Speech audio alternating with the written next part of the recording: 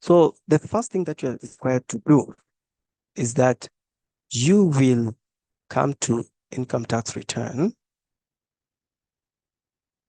right here.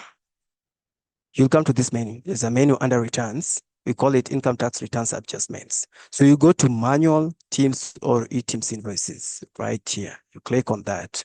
So once you are here,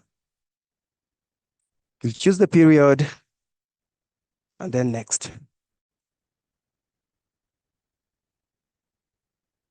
So the first thing you're supposed to do, you're supposed to download the CSV. Once you download this CSV,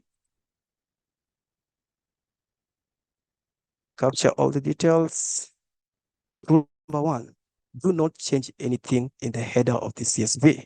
The titles, they remain the same. Just ensure that you start typing values under T. So the supplier PIN, put it right here, supplier name, the invoice number, the invoice date, and the supplier description, whatever it was. Probably you bought fuel or somewhere and you never had TIMS, or you still have the old ETR, of course, receipt, or some other POS generated receipt, put it right here, and the amount. So all of them, you put them right here, and then you upload directly to iTax. So that is what you do. That's what you, so do not change anything right here, and do not include commas. So you don't include commas and upload directly to iTax. So I think that's something that is very clear and straightforward. And then once you upload to iTax, of course, now you upload the CSV right here, and then you scan all those receipts where you are, of course, drawing the values. You scan all of them into one PDF. Of course, you can compress them because it is only 10 megabytes. You compress them, and then you upload, then you submit. So I think that is very clear. So if I upload mine right here, the manual ones, and then supporting documents, of course, I have some receipts there, and then I submit. Of course, the system will allow me to submit. But people are saying that doesn't work. Of course, it's right here. You'll see it. We have a number here, acknowledgement. In future, probably in the next 4 days, you'll be able to download this, of course, the acknowledgements, and have it.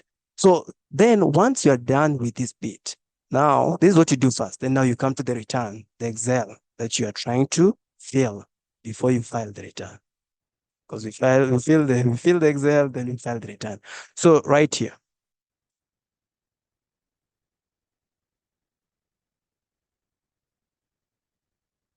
So we have under 6 on the tax computation page, we have manual, non-eTIMs, and TIMS expenses. So the total amount from that CSV, if it was 10 million or 100,000, come and capture the exact amount right here.